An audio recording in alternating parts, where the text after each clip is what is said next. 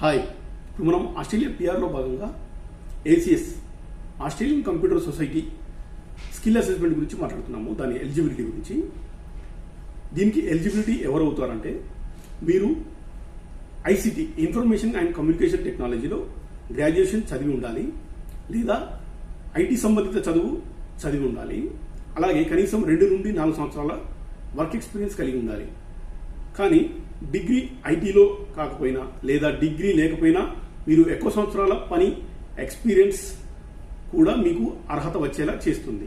ఉదాహరణకు IT degree 2 years experience సరిపోతుంది.